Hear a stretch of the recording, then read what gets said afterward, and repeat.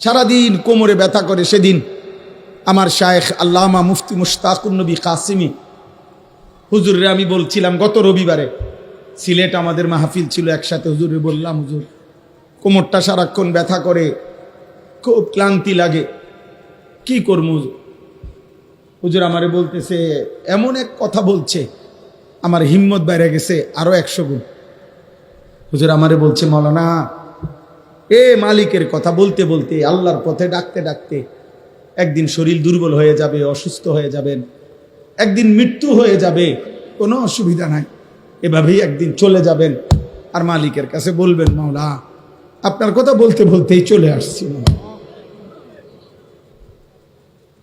কभी अर्श पर कभी फर्श पर, कभी उनके दर कभी दर बदर, गमे आशिकी तेरा शुक्रिया मैं कहां कहां से गुजर गया, कभी हो रास्तों में तन्हा कभी हो गुरूदे सहरा, मैं जुनू का हम सफर हो मेरा कोई घर नहीं।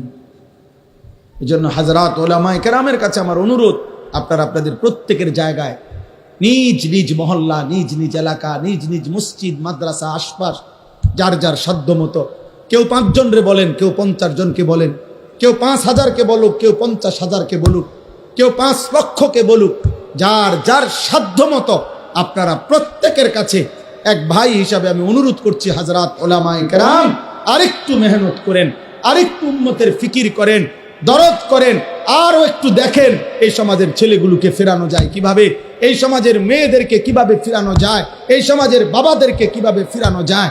একটা একটা আল্লাহর বান্দাকে গুনার থেকে যদি বাঁচাইতে পারেন, জাহান্নাম থেকে বাঁচাইতে পারেন, তওবা করে যদি কাউকে আল্লাহর দিকে ফিরায় আনতে পারেন, খোদার কসম নবী বলছে, আল্লাহর কোনো বান্দা যদি গুনাহ ছেড়ে তওবা করে আল্লাহর কাছে ফিরে আসে, খুশিতে মহান আল্লাহ ফেরেশতাদেরকে বলে, আমার আসমান সাজিয়ে দে, আমার জান্নাত সব সাজায়া দে। সুবহানাল্লাহ। ফেরেশতারা বলে, মাওলা কেন আসমান সাজাইলেন, কেন জান্নাত সাজাইলেন?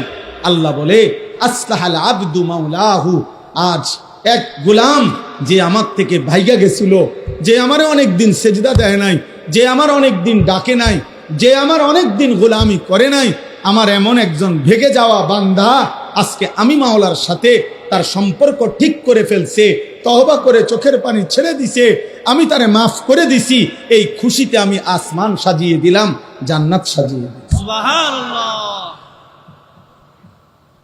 এজন্য ফিকির চাই, ফিকির চাই, সবাই চিনতে হবে জরুরি না।